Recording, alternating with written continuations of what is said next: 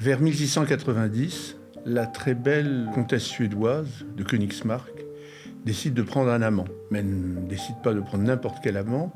Elle choisit le grand électeur de Saxe, qui deviendra roi de Pologne. Et de cette liaison adultère va naître un enfant, Maurice de Saxe, qui est l'arrière-grand-père de George Sand. Dès le début, son père le reconnaît, lui donne un régiment, ça se faisait beaucoup à cette époque-là, et il montre tout de suite des grandes qualités, des qualités militaires. Le reste de la vie de Maurice de Saxe, donc l'arrière-grand-père, on le trouve dans un livre particulièrement intéressant, qui pour moi est l'œuvre la plus intéressante de George Sand, qui est l'histoire de ma vie. Et alors, c'est quel exemplaire ? C'est l'édition originale. Ça avait commencé par être édité en feuilleton dans la presse.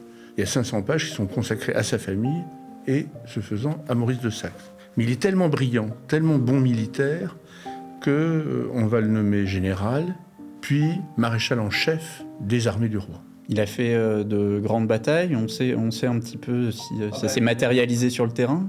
Oui, sa progression dans la hiérarchie, elle est liée à des victoires. La plus spectaculaire, c'est la victoire de la bataille de Fontenoy, où il est à la tête des armées du roi, et par élégance, il dit aux troupes anglaises qu'il a en face de lui « Messieurs les Anglais, tirez les premiers ».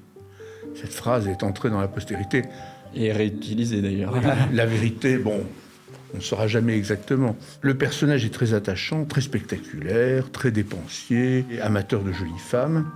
D'ailleurs, parmi les jolies femmes, il y a une qu'il n'épousera pas et dont il aura une fille, qui est donc la grand-mère de George Sand.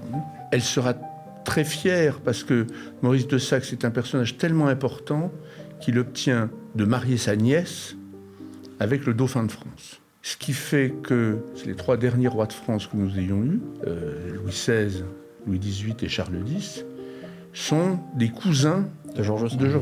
George Sand est un mélange de cette branche-là où il y a des rois, des maréchaux de France, et une branche beaucoup plus modeste où il y a des marchands d'oiseaux. C'est ce mélange qui fait la personnalité de George Sand.